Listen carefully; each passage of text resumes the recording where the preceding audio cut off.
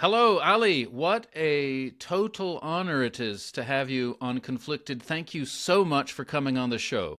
It's very gracious of you. I mean, and very nice to be on your show. Well, you are really a world expert in both halves of Iran as a great idea, Iran. Both recent history and geopolitics, but also ancient history, medieval history, and Iranian culture. So I'm Wow. particularly glad to have you on at this Yeah. time. I mean, I am a modernist. So I do occasionally dabble when I'm encouraged by people to go into the medieval and ancient period. But I am essentially a modernist, and I suppose my understanding of the earlier periods is really drawn from the sort of literature, that the historiography of modern Iran, which I do, and I look at the way in which they have interpreted their past. But I know we have a friend in common, and our friend in common, Tom Holland, is by far a much better expert on the ancient period than I am. Your diffidence is legendary. Whenever you're on The Rest is History, Tom Holland's podcast with Dominic Sandbrick, you're always downplaying your expertise. I mean, the banter between you two is legendary. British understatement. You see, I don't think people really understand it. We don't really mean it, by the way. Exactly. But yeah. Now you say British understatement because you are British, but you're also Iranian. So tell us I'm a little Iranian bit by about heritage. yourself. Yeah. Your So family is very politically connected family. it is. I mean, my father was an ambassador under the Shah. I have a long uh, obviously my family goes back quite a long way in Iran. I mean, as long as you can in Iran, when we have scant documents to go back really much further than 1800 anyway. It's not like Europeans or Americans or others. Um, and I came here I was being sent to school here, actually, boarding school, and I arrived here in June 1978, which for people who know anything about the modern history of Iran would say was impeccably good timing, I have to say. So I turned up in the United Kingdom in June 78, not really realizing actually that there was a full-scale revolution taking over in Iran. And we didn't really pick up on that really until the autumn. In the age of 10, and I've been here ever since. So you're right. I sort of, people say, how, I mean, it seems to be the trend these days. How do you self-identify? And I sort of clearly self-identify as British Iranian. So I clearly have an Iranian heritage, or a Persian heritage, if you will.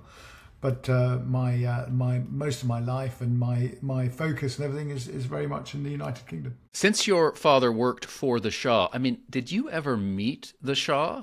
I did. And Yes, are I did. your So, what well, was your because impression of him? we had other relations, you see, which I'm sure you're probably going to get at. In that, my mother was cousin to the Empress, so we had a certain shall we say, access to the court in those days. And I mean, what can I say? I'm sort of between 5 and whatever, or 4 and 10. When you meet the Shah, what impression will you have? I mean, of this individual. I was always, I have to say, in a bit of awe. But then you would be, I mean, you would be I'm in those sure. days, and what the family said and whatever. I always remember, I have to say, during the revolution, my father, when he had to come out and go into exile, and I remember walking around it, and London was scattered with graffiti, obviously, because the revolution was really under full flow by obviously 78, end of 78, 79. And I remember looking at all this graffiti and practicing my rather basic Persian even in those days, and sort of reading the graffiti, which was, which, had death to the Shah and this, that, and the other. And I remember just saying to my father, I said, was the Shah a bad man? And he looked at me very sort of like almost melancholy, somewhat wry and whatever. I mean, he must have thought it was a bit odd for a 10-year-old boy to sort of ask such a potentially quite profound question, I have to say, was the Shah a bad man? And he actually sort of paused, and he said no, but he made a number of mistakes. And in all my studies of Iran in the last 50 years or whatever it is, or 48 years or whatever, I don't think I've come to a better conclusion than that. Actually, I think what he said is about right. That I don't think he was a malicious person, but he certainly made a number of mistakes. And I think if you want to understand why the revolution happened, you can't understand it outside the personality of the Shah, and where he effectively not only lost his nerve in 1978, but in the period of the 70s, when frankly he was in a position to push the country, both financially, politically. He had good international standing. He was in a position then, I think, to drive the country towards a more democratic settlement, and he just didn't do it. And that has to be in No, he terms of adopted the modern. one state, one sort of Absolutely. one state, one what do you want it? One party One state party state. Yeah, position one party solution. state. Yeah. Well, he apparently he'd gone to China and he rather liked the system there, and he came back and he decided, oh, we'll have one of these here. Wrong move. Wrong move. Well, you might say, looking at the world today, maybe betting on the China model was a good idea in the long term. If he'd had more time, maybe Iran would be the China of the Middle East right now. Not a bad thing to be in many ways. I mean, now, listen, growing up yeah. as you did in Britain, I wonder if, now that the United States and Israel are at war with Iran, with their allies, Britain is somewhat involved, other countries are more involved. But what would you say in general is the most common misconception about Iran in the West? I think the most common misconception at the moment is that because we live in the shadow of the Islamic Revolution of 1978-79, and I have colleagues of mine who dispute the fact that it was Islamic at all in a way. I mean, you can take two different positions on it, but certainly as it unfolded, it became an Islamic revolution. I think it's to see Iran through the prism and through the lens of Islam almost exclusively, and I think that's a massive mistake. I mean, most of the histories of modern Iran are written as if the Islamic Revolution was inevitable, and as all good historians know, nothing is inevitable. But then they view that sort of 1979 as this great inflection point, and everything leads to it, and everything leads from it. But I tend to want to reframe that, and I say actually, you need to look at the history of Iran from a much longer lens. I mean, it's a country with enormous cultural longevity, if not necessarily political, by the way, but certainly, it's a political culture, shall we say, of some longevity. And, the events of the 19th and 20th century have cast a very, very profound shadow on modern development. And it's not all about the Islamic Revolution. I mean, the Islamic Revolution, I think, in due course, will be seen as a sort of a blip is the wrong word, given what's happening at the moment, but a sort of a diversion almost from what was going on, because many people have tended to view the Islamic Revolution as restoring the right track, as if somehow Iran had been diverted from what it was meant to do by the Pahlavis, from 1925 to 79, and then fell back into the right track. But actually, if you look at the history of the Rajahs, the preceding dynasty to the Pahlavis, what the Pahlavis were doing was simply continuing what the Rajahs were doing, just at an accelerated pace. I mean, that's basically all they were doing. And if you look at Iran today, by the way, what's going on and what's underpinning all the changes that are taking place and all the tension, and one of the reasons why the Islamic Republic is in such a crisis is because it hasn't kept up with the changes in wider society in Iran. And wider society in Iran is now highly secular. Those who, quote, self-identify as Shia Muslims is less than 40%. I think it's about 35% now.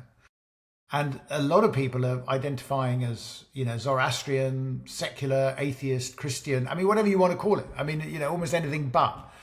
And, the whole attitude is, I would say, almost like reverting to norm, which is that essentially there's a very strong Persian/Iranian core around which all these other different ideologies, be it Islam or whatever, all sort of envelop. And, the core is different. You see what I mean?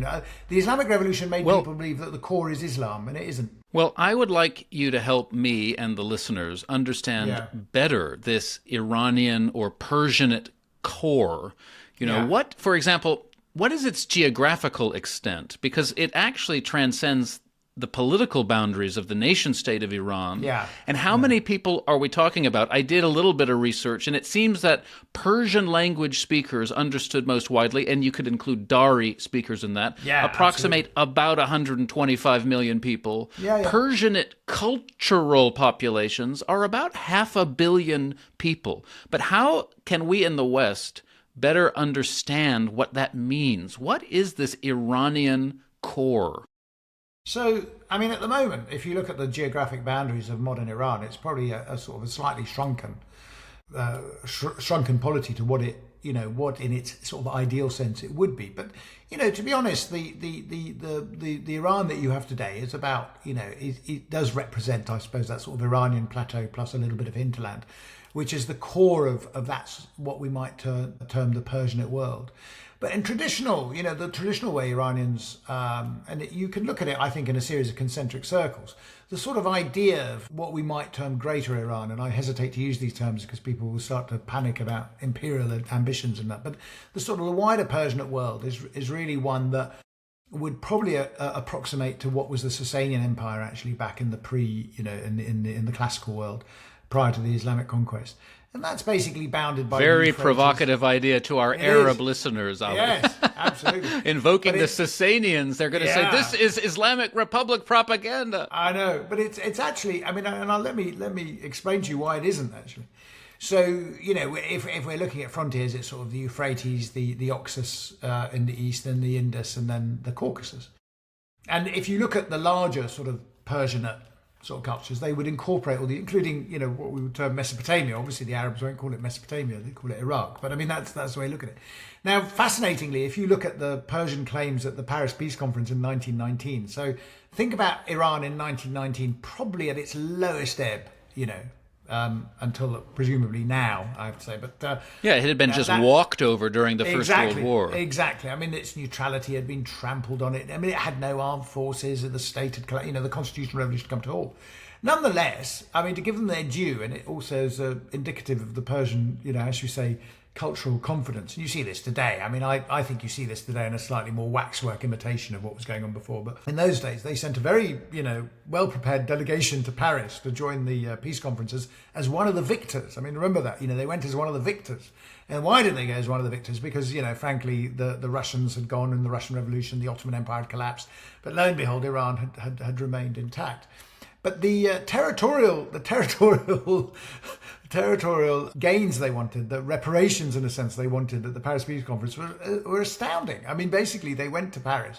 Of course, the British looked at this and said, this is a wish list that is just never going to happen, and it wasn't. Basically, they said, we want everything up to the Oxus, we want all the Caucasian territories the Russians took, and we want all of basically Kurdistan, so going into sort of Anatolia. They didn't go eastwards, but there was a very practical reason why they didn't go eastwards. That's because the British Empire in India was still extant, and it would have been sort of impolitic to go to Curzon. So they didn't make claims for that part of the greater Iranian They didn't go to Herat. lands. No, they didn't. They thought that would be unwise. But the other thing that they didn't do, and this is interesting, they never made claims for the Shia holy cities in southern Iraq. They didn't make claims for Najaf or Karbala. All they say in the document is, please let us know how you manage these and we'd like to be kept informed. Which is not, it's not... Interesting.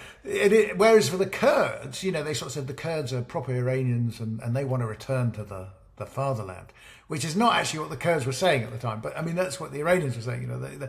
So my point is that this predates the Pahlavis. It predates the Pahlavis, and it shows very well this sort of idea of Iran and its hinterland and what they consider the Persianate world. But in what you're saying really is a much broader, what the late great Fred Halladay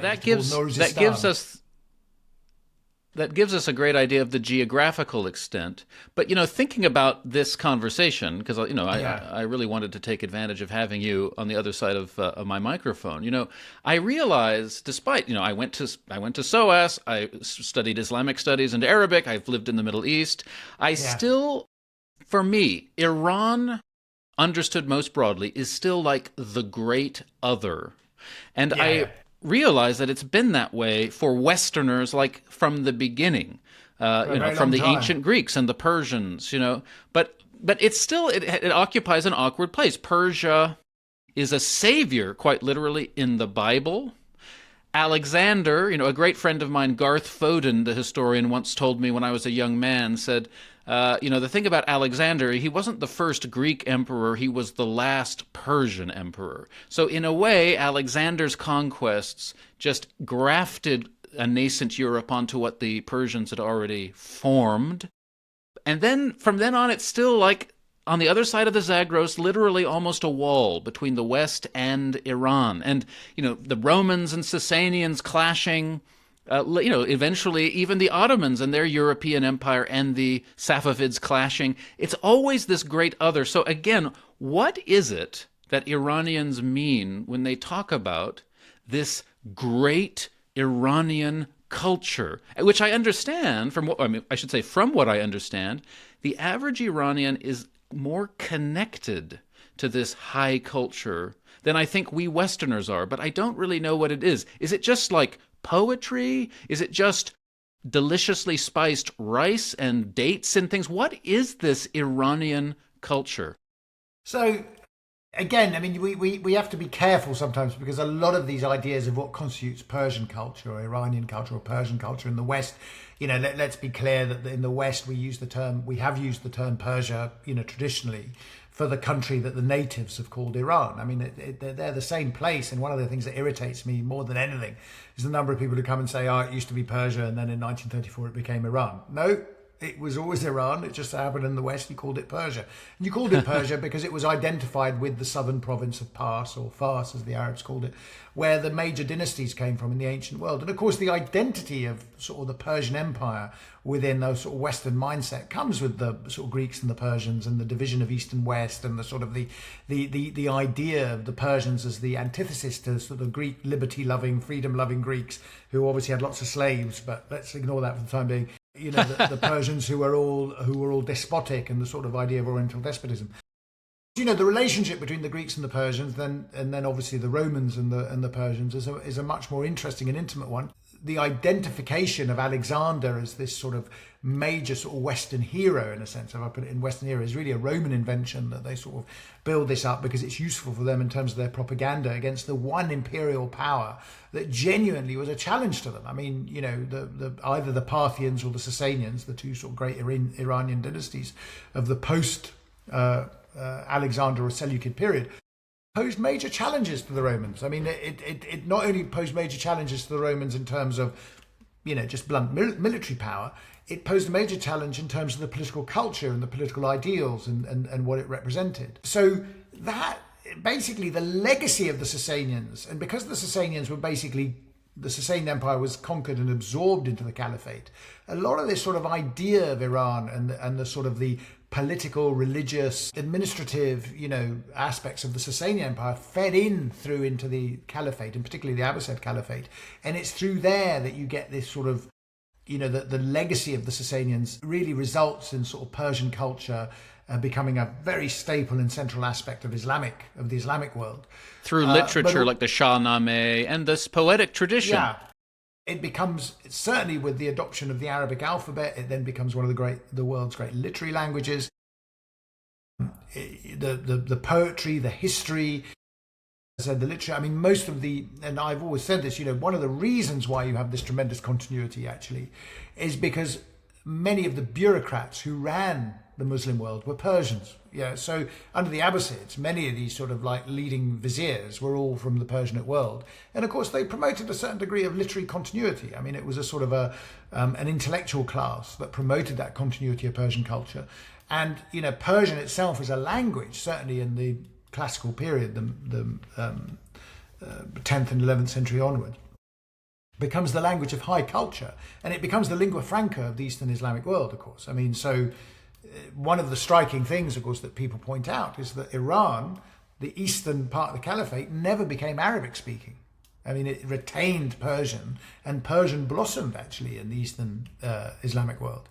Whereas, if you were to compare it with Egypt, another ancient country with a great pedigree or whatever, it basically becomes an Arab country. Iran never does. Iran retains that deep sense of its own self and identity. And I think a lot of that has to do with the very simple fact that prior to the arrival of the Arabs, you have 1,000 years of a fairly sort of impressive history, if I can put it that way, in terms of the Achaemenids, the Parthians and the Sasanians. There's a deep, deep legacy there. There's a profound sense of themselves. And it's something that the Arabs who come into the Persianate world also want to adopt. I mean, that's the interesting thing. Rather than them sort of simply subsuming it and providing their own Arab identity, Muslim identity, they also want to be connected to the Sasanians and stuff. I mean, the Sasanians cast this enormous shadow on it. What's interesting to me is it's actually took the Islamic Revolution in Iran for people to actually to realise this. I mean, this is what's quite interesting. I remember talking to people in Iran about this who were doing theses on the rise of Islam and how Islam conquered the world, this sort of thing. And they do these theses, and then they'd sort of come and say, the more research we do, the more we realise actually that the Sasanian Empire was a little bit more influential than we had realised. And I mean, it's that sort of element that, in a sense, of course it would be, because you sort of absorb the whole thing in. And this phrase that I always like saying, captive Persia took prisoner her conquerors, is repeated over and over again in the history, be it the Not Macedonians. to mention the tremendously important role that that Persian Muslims, Persian-speaking Muslims, Persian-cultured Muslims in the early centuries of Islam played in constructing Sunni Islam. The great, the great compilers of the Hadith, not all of them, but most of them, the great philologists of the Arabic language, the great theologians and mystics. Arabic grammar. I mean, and Yeah. the interesting So Persians thing is, played a huge role. yeah. And also it's the Persians, essentially, who turn Islam from an Arabic religion into a universal religion. I mean, that's basically, it's their adoption and their promotion of Islam that basically ensures that, when you go from the Umayyad to the Abbasid Caliphate, it's basically that, as I say, from an Arab kingdom to a sort of an Islamic empire. And the Muslim empire incorporates all in, and because of the shifting, obviously, of the capital from Damascus to Baghdad, and Baghdad, bear in mind, is only a few miles down the road from Ctesiphon, the old Sasanian capital. You can see that the heart of the Muslim world shifts eastwards, and as it shifts eastwards, it becomes more embedded in the Persianate world. And Iran Shah, the Persianate world, becomes an absolute central part of that. Well, listen, we could talk about in the old times forever, but the reason I initially reached out to you and asked you to come on to Conflicted was an article that you wrote recently, before the war, but recently in the New Statesman, where you argued that the Islamic Republic is suffering, from really deep structural weaknesses of its own making. It was a very robustly argued article. Obviously, things have changed a bit since the war began, but I think it's still helpful to people if you could explain your argument in that article, how the political economy of the Islamic Republic had really degraded and contributed a lot to its current woes.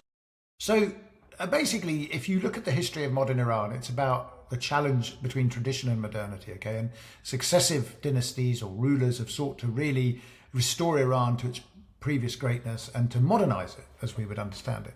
And you could say we got some way there under the Pahlavis. We didn't get far enough for reasons that we have maybe alluded to.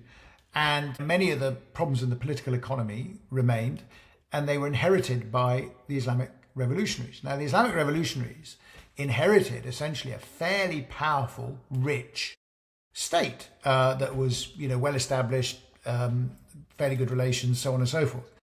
But because they inherited this thing, they couldn't believe their luck actually in having chucked out the Shah, after a relatively bloodless revolution, has to be said. And I make this point in the article that if you look at the cost in blood for the overthrow of the Shah, it's a fraction of what people have paid, as a consequence of living in the Islamic Republic. So to summarize the argument in a way, I mean, what I basically have argued and what I've seen, and I've worked a lot on the Islamic Republic and its structures, is that basically the Islamic revolutionaries got intoxicated with their victory, relished their inheritance, discarded all the positive things that the Shah might have been doing, but adopted all the negative things that he was doing. So any sort of move towards a political economy that might become more transparent, accountable, longer term investment culture really regressed into this sort of highly personalized, mercantile, opaque, short term, highly volatile economy actually, which also didn't really pay too much service or too much attention to things like the rule of law. If you want to have a modern economy, you must have some sort of transparent legal system that people can operate under, in which private property is also protected. And this never happens in the Islamic Republic. The Islamic Republic basically says, we've got this fantastic oil industry, we can sell all this oil, we can get lots of money, and we can spend it. I mean, that's basically, what they're doing. And over the last, 40 years, you've seen even successive presidents of the Islamic Republic, particularly Rafsanjani and Khatami, basically argued that this economy needs proper structural reform. We're just not doing it, and it's getting worse and worse. So this is back then. Then you get President Ahmadinejad from 2005 to 2013, and he completely wrecks it. I mean, he basically, oil price goes up, there's lots of money, they dish the money around, but they don't invest in anything. And actually all the problems you see today in the political economy of Iran can be dated to this period, because for the sake of argument, even before the current mess that we're in, even the last 2 years, there were problems with the delivery of electricity. The water table was collapsing in Iran. They'd over farmed areas. In fact, I think it has collapsed in certain areas. They couldn't deliver gas. Remember, this is a Yeah, country the with water crisis in Iran. Yeah, When you read the facts about it, it's shocking. really bracing. Yeah. Yeah. So all these things are the consequence of massive mismanagement and corruption and the sort of kleptocracy that has emerged in Iran. And people always say it's sanctions and this. Sanctions are not the cause of the problem. Sanctions are there for different reasons. They don't help matters.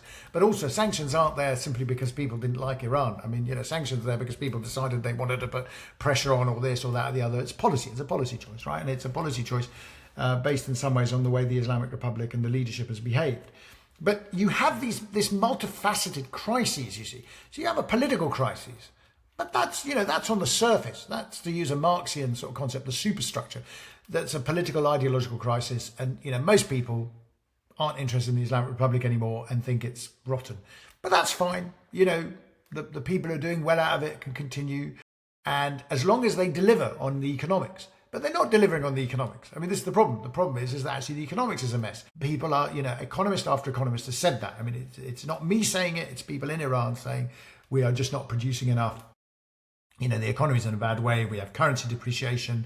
We have inflation, so on and so forth. And of course, the currency depreciation is also assisted by the fact that when you don't have the rule of law and you make lots of money, the last thing you want to do is keep your money in this very insecure place. So you shift your money abroad and keep it in foreign bank accounts, and of course that depreciates the value of the well, we know currency. all about, here on Conflicted, we've heard people tell us about the IRGC's incredibly, what's the word, complicated, very expert means of evading sanctions by building up a global financial, network. Underworld, basically. Yeah. A network of dark shadow finance that they now can actually help other people, African dictators, drug dealers, etc., hide their money using the IRGC's networks. And of course, because they've got used to this system, in many ways, when the Iranians say, we want sanctions lifted and we want to sort of like get networked with the global economy. No, they don't really, actually, because the minute you do that, you've got to become transparent. You've got to become a certain amount accountable. You at the moment, Iran is one of 3 countries blacklisted by the Financial Action Task Force. And some people say that's political. It's not particularly political. There's Myanmar, North Korea and Iran. And so let's say, for the sake of argument, sanctions were dropped tomorrow. No company would go anywhere near Iran for that very reason, because it's nothing is clear. And then you've got the environmental crisis, which we've mentioned. The water table collapse is absolutely shocking. It's a shocking indictment, really. And there've been the ex-minister of agriculture in Iran has done a vast, long, lengthy interview, mea culpa, about how bad it was.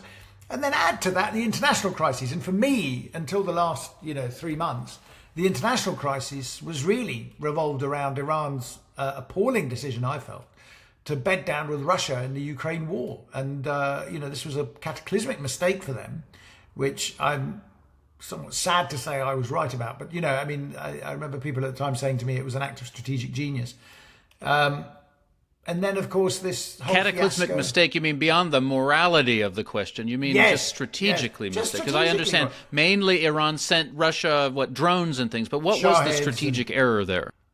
The strategic error was that they completely lost any sympathy they may have had with the Europeans. So when it came to the negotiations, when it came to relations with the United States, whatever, the Iranians always had this sort of balancing strategy where they sort of played the Americans and the Europeans off each other. And when the Americans and the Europeans could see eye to eye, that's when the Iranians were in deep trouble, as you got periodically when sanctions came in, and then the Chinese and the Russians would join in too. But this was, to my mind, the Europeans were so appalled in 2022.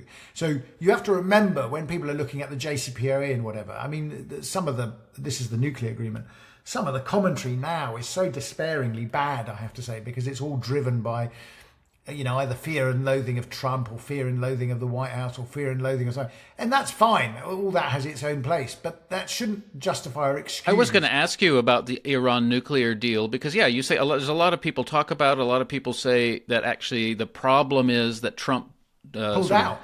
tore up the deal in his first Yeah, term yeah, yeah. and now is trying to recreate it using war. But I would love for you to just sort of remind us all what that deal entailed and why its critics say it was bad and why its supporters say it was good. I think it's hard to see the truth through the smoke about that I deal now. know, I know. Well, I think the agreement was pretty good for the West actually in terms of arms control. I mean, and that's the difference. I think it was very, very difficult and dangerous in terms of confidence building. And I think many people in the West and Iran to some extent, but mainly in the West, tried to sell it as some sort of new opening and some sort of confidence building measure that would lead to, new opening in Iran. A bit like, when Nixon went to China type model, that we're going to open up. There's a young population. They'll all be, the economy will get better and there'll be liberalization, so on and so forth. And there were several flaws in that thinking. One is that they didn't really sort of think through. So the agreement, which took 2 years to get to resolution, and the Iranians dragged it out for as long as they possibly could, and of course lost some of the momentum there, was very good on the sort of the nerdy technicalities of centrifuges and uranium enrichment.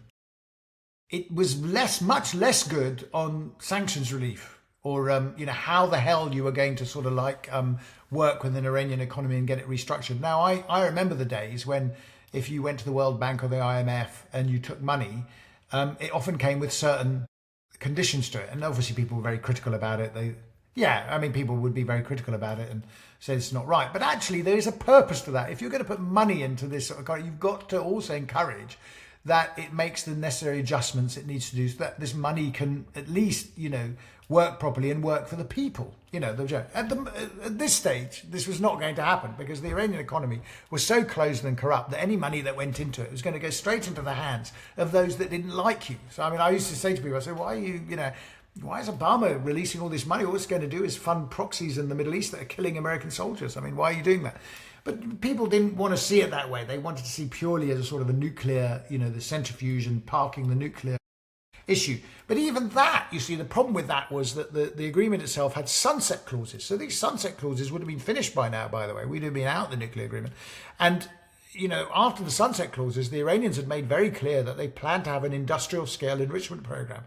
You tell me what that means. Okay. And I have to say, people in the Western sort of diplomatic community who were arguing this were guilty of some very bad wishful thinking, actually, when, they can say, well, the Iranians don't mean it, something's been lost in translation. No, they made it very clear what they wanted to do. They wanted to mass produce enriched uranium and sell it on the open market. This is a completely absurd idea, And, when I used to say to people, this is what the Iranians think they're going to do, they'd say, oh, we'll have a supplementary agreement on top of it and we'll restrict it further, whatever. I thought this was all wishful thinking on a grand scale. But on the Iranian side, the worst thing that the Iranians did, and I think Zarif and the others, we all think that the Iranians are fantastic negotiators, and they're clearly not, actually. Because the agreement they signed, or the agreement they agreed, I should say, because it was never signed, it was never a treaty, you see, basically didn't include access to the US dollar at all. So they had this sort of absurd notion that they had UN sanctions came off, EU sanctions came off, but American primary sanctions stayed on. Okay, and the American primary sanctions stayed on for human rights and terrorism things. So the nuclear stuff basically came up with the other. And what this meant was that nobody could access the US dollar. So in actual fact, the whole agreement from the get-go was crippled. It was crippled by this fact that the Iranians expected vast amounts of sort of money to come into their economy and sort of re-energize it. Now, as I said to you earlier, there were problems even with that because people weren't going to rush into an economy that had no transparency to it.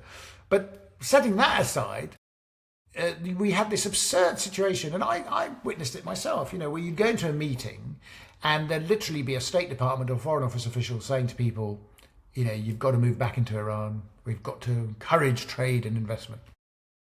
And then they'd leave the room, and then the US Treasury official would come in after and say, you better do your due diligence because if you because if you contravene the remaining sanctions left, we're going to really hit you with a big fine. Now, most businesses were saying, God, it's difficult enough going to Iran to work. The last thing we want is US Treasury down our necks as well.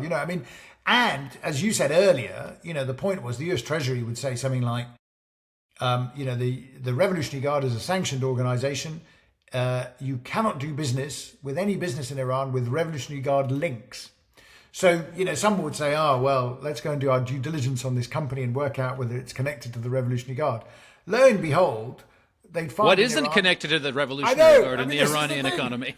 Not only that, but there's no company's house, there's no records of the companies, nobody could check anything. I mean, it was just absurd. And I mean, for me, for instance, a very simple example of how badly prepared people were is we had all this excitement about with publishers actually saying, oh, Iran, very literate, sophisticated culture, educated people, we're going to sell lots of books.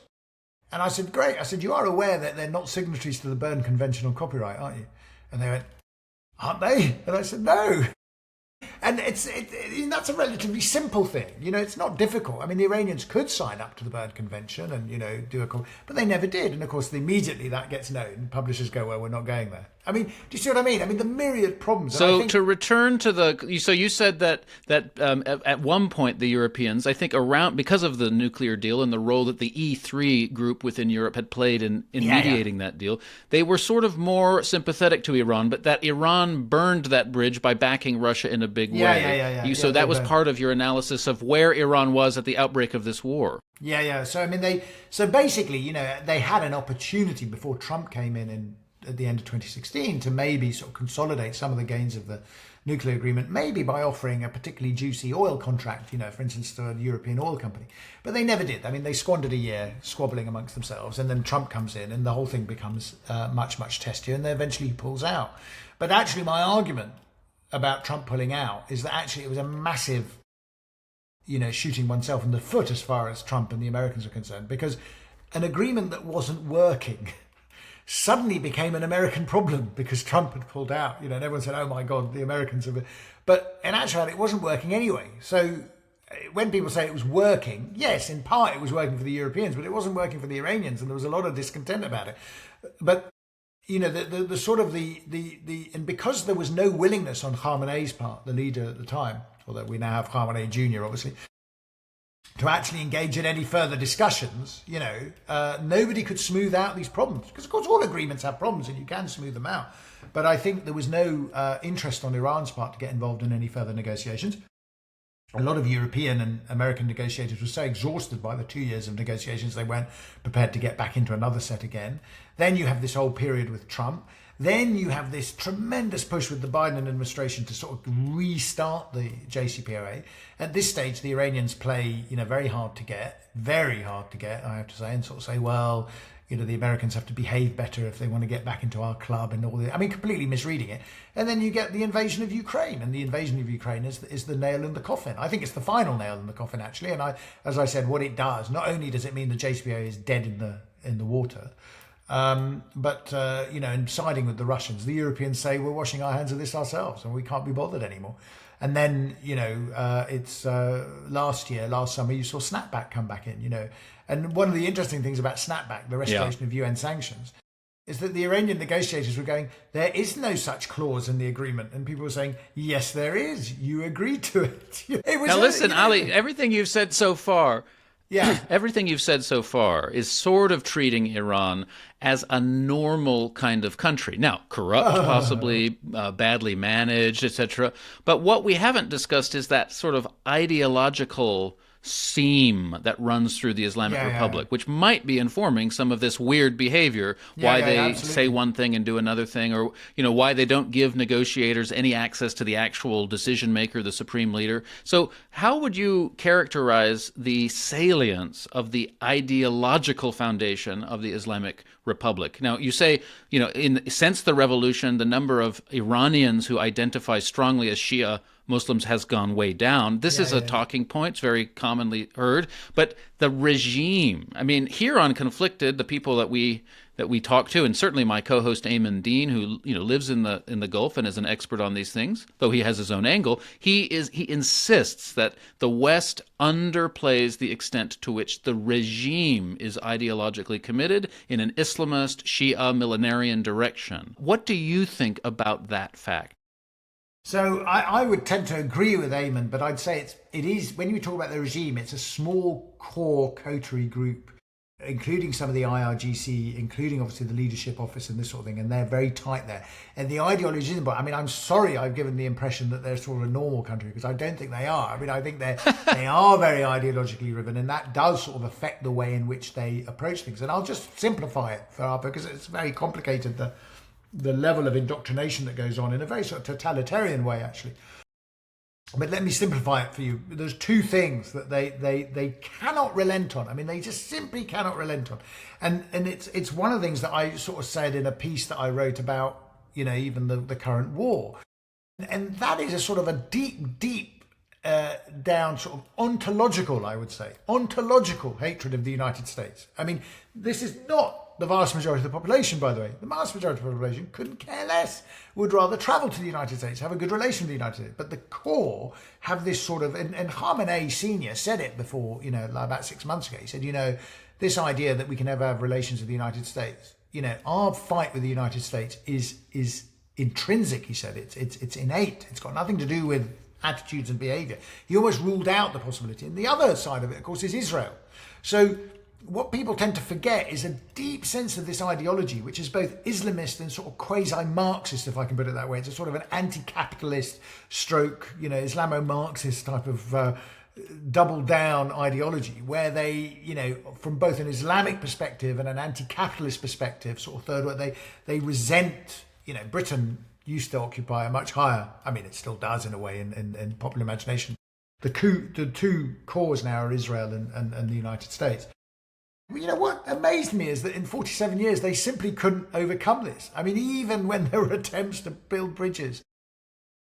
You know, I remember, and I've said this story far too many times, but for me, it's a great metaphor of the problem. And this was like 20 years ago. I was at Columbia University at a conference, and a guy comes up to me and he says, this is 2007. So, you know, the Iraq war was underway, and, you know, the occupation. Ahmadinejad is president. Ahmadinejad is president, yeah, all that sort of thing. And the, you know, situation was reaching another one of its dips, shall we say, in the road. And a guy comes up to me and he says, you know, we really need to reduce tension between the United States and Iran. And, you know, I somewhat wearily sort of said, yes, we do, don't we, type thing, you know. And I said, it would really help, I said, if you said death to America a little less. Now, I emphasised that. I said, say death to America a little less. And he looked at me in a sort of a bathed in some sort of pathos, actually. I always remember it. And he looked at me sort of somewhat hapless. And he said, but Dr. Ansari, it's part of our culture.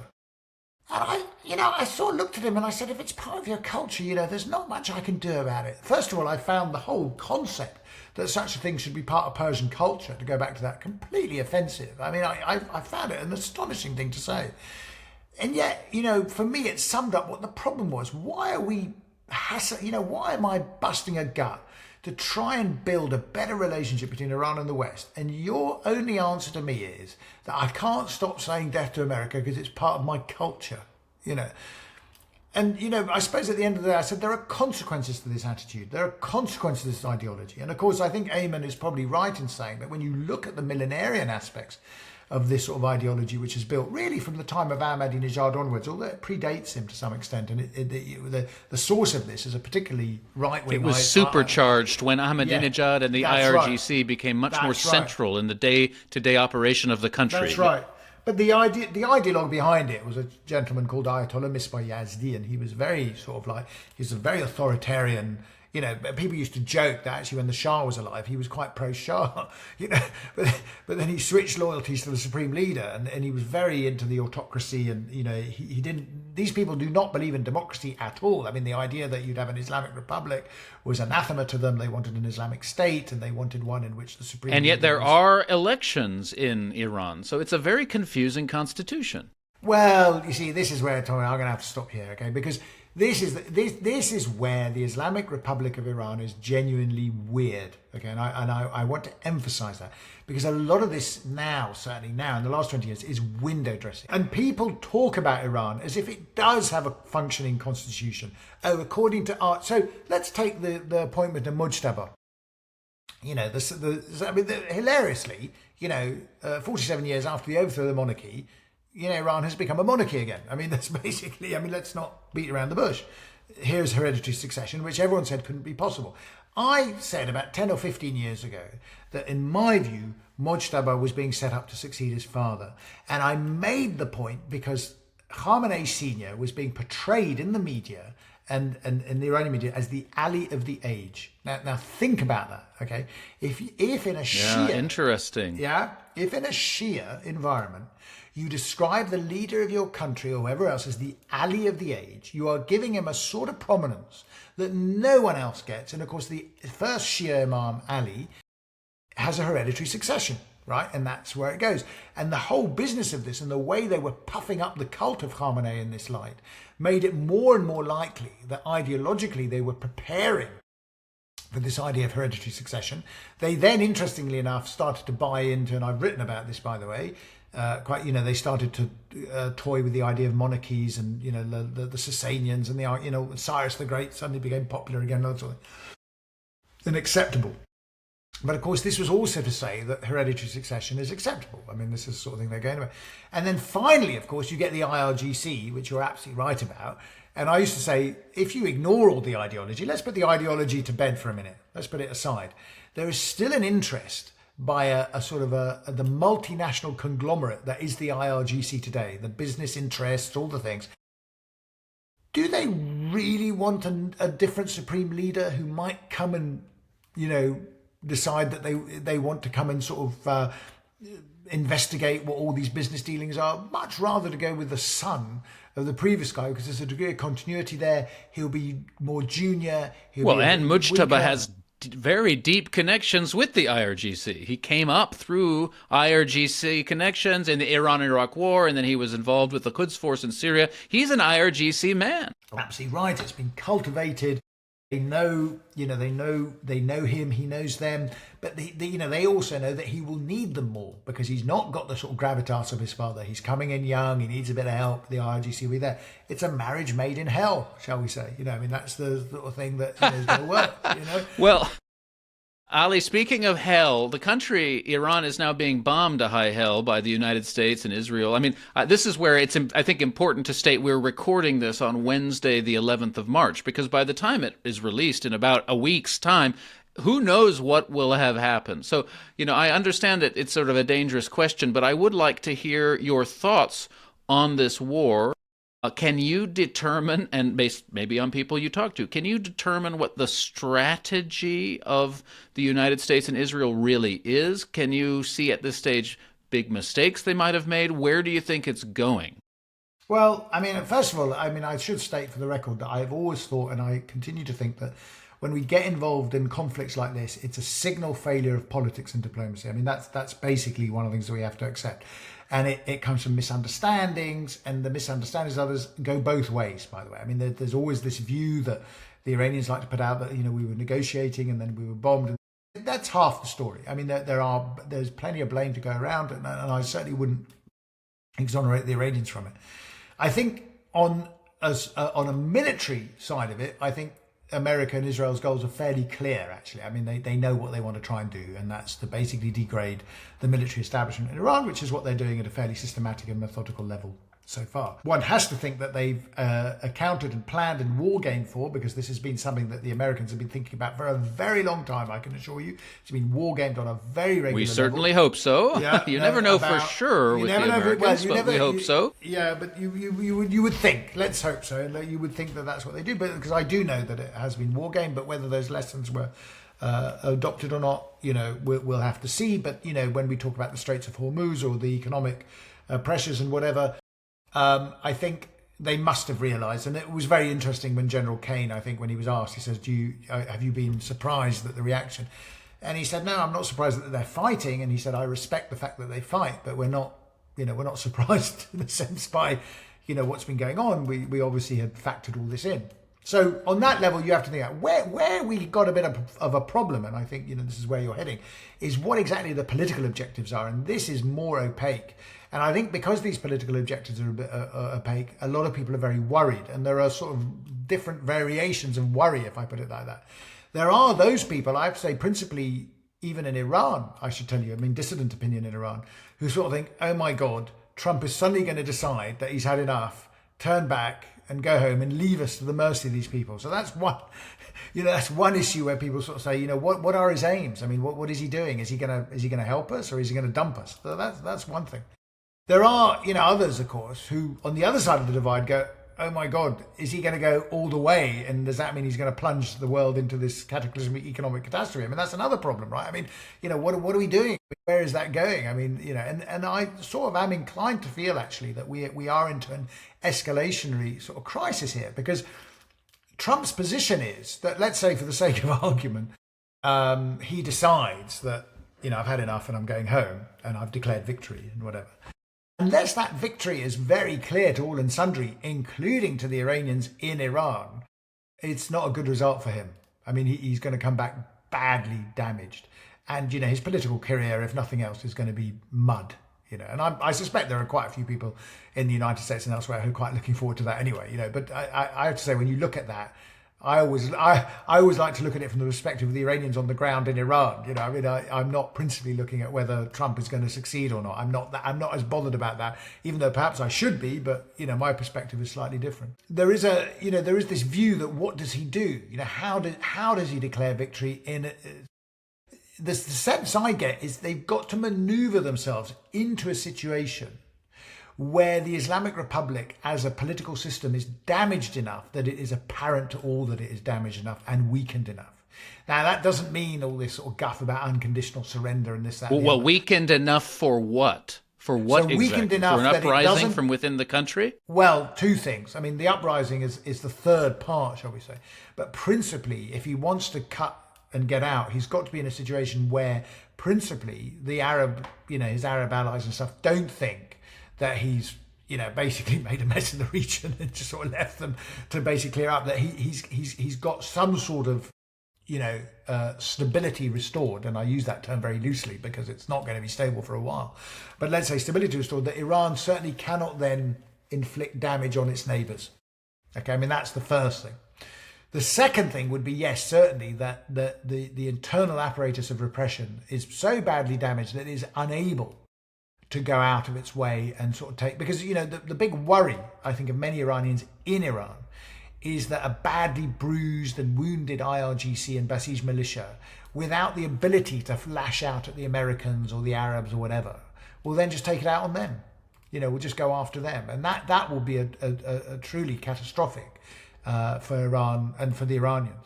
So that there are these problems, and I would be the last person I think you should ask to sort of say, what is my solution to all this? I mean, it's not an easy one, and I think we have to accept that none of this really would have happened. I think, certainly my view, not on the scale that it's happened. Certainly, I think the Israelis were all on the cards to do a sort of a second round of missile attacks, or whatever. But this scale of the attack, and I think you're right to highlight it. I mean, it is extraordinary. I don't think people have fully appreciated it, partly because I have to say the casualty figures are still relatively low for the scale of the attack. I mean, that's also quite interesting. I mean, the Iranians themselves are saying about 15. I mean, and let's take the date of when this was recorded. Yeah, I mean, on the 11th of March, Yeah. They're saying about 1,500, 1,600 deaths. But 1,500, 1,600 deaths is a fraction of what the Iranians killed themselves back on the 8th and 9th of January, using machetes and guns. And given and the machine sheer guns. amount of armaments that have been dropped on the country in the last 12 days, I mean, that is really a very small number. When you look at it,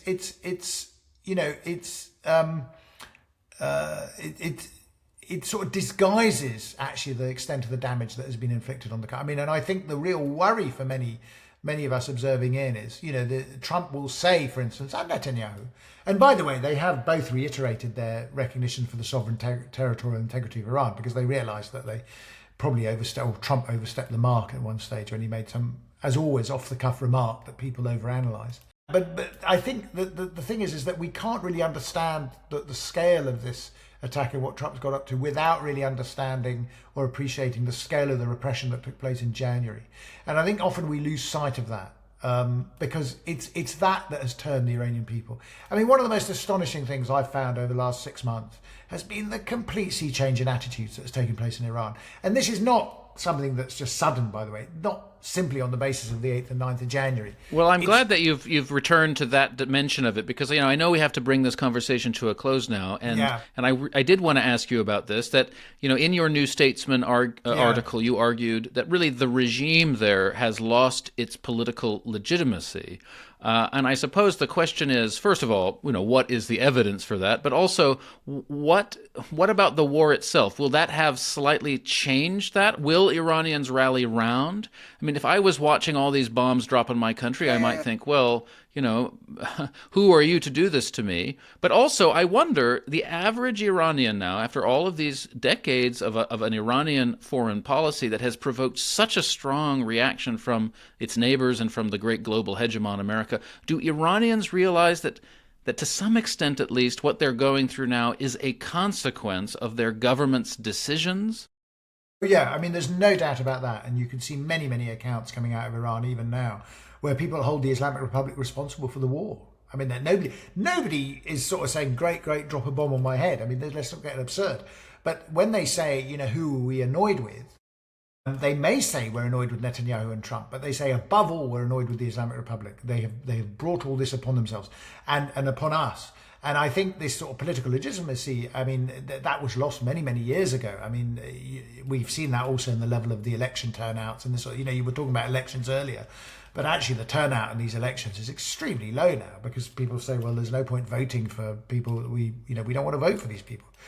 And I'll just go back to the 12-day war last summer. There's all this talk, and if I have one bee in my bonnet, I have to say, if I may say so, is all the sort of cod analysis that takes place, which, seems to be from people who've done, an undergraduate degree in IR or an undergraduate degree in political science, and basically come out and they say, when people are attacked, people have a rally round the flag effect. Now, it's a very basic model, and I sort of understand it. Of course, I understand where people are coming. Of course, that in some ways it's true. But what you're not factoring in there is actually the situation in Iran itself and the deep antipathy society has for the state that's operating above them.